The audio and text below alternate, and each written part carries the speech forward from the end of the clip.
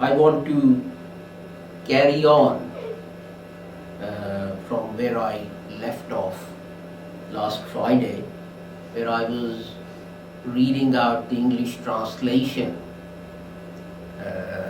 of a speech or a talk by Hazrat Mirza Ghulam Ahmad,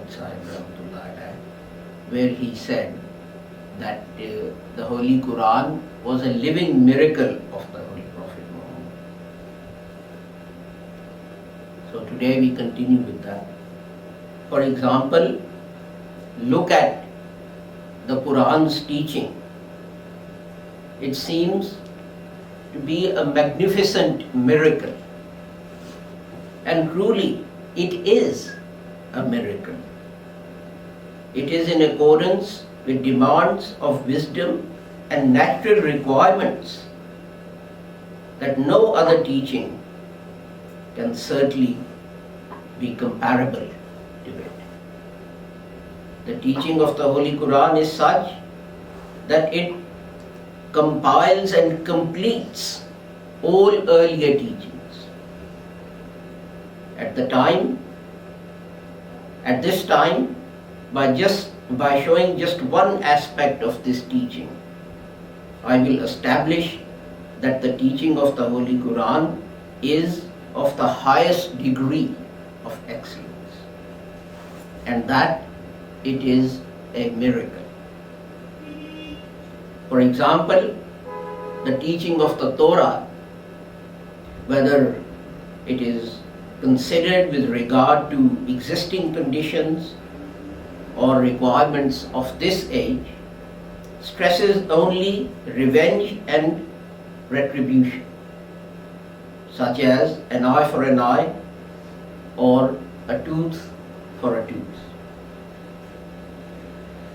Against that, the stress of the teaching of the New Testament is on forgiveness, patience, and overlooking.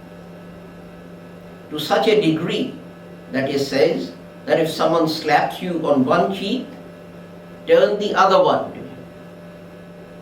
If someone forces you to go 1 mile, then march 2. If someone asks for a shirt, give him your cloak as well.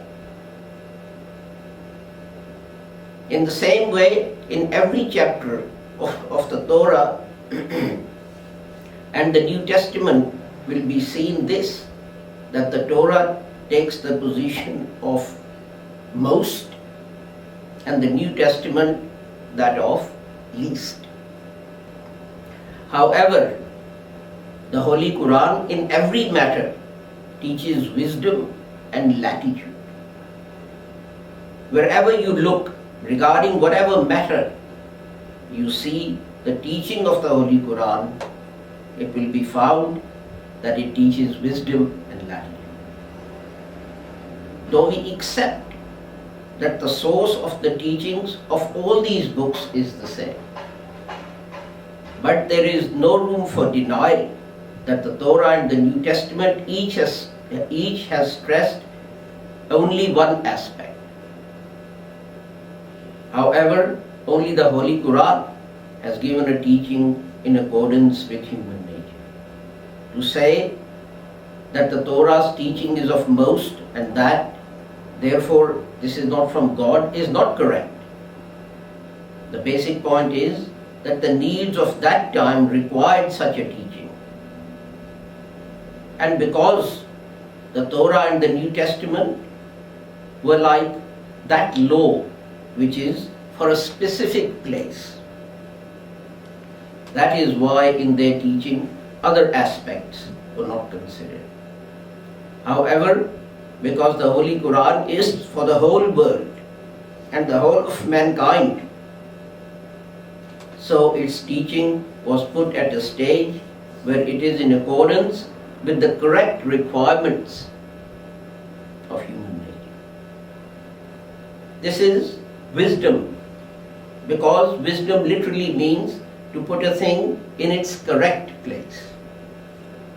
Thus the Holy Quran taught this wisdom. The Torah, as has been explained, stresses unnecessary harshness and increases the vengefulness.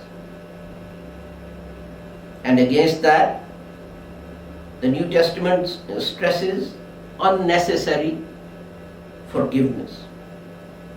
The Holy Quran ignored both these and taught that punishment of wrongdoing should be in accordance with the harm caused by that wrongdoing.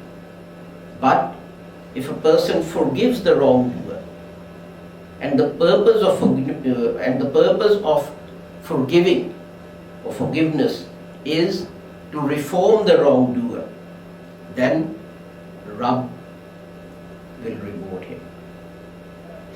This last sentence is actually a verse of the Holy Quran. I think it's in chapter Al-Shura, and it's perhaps verse 40 or 41, something like that, that Hazrat Mirza Ghulam paraphrased in his own words.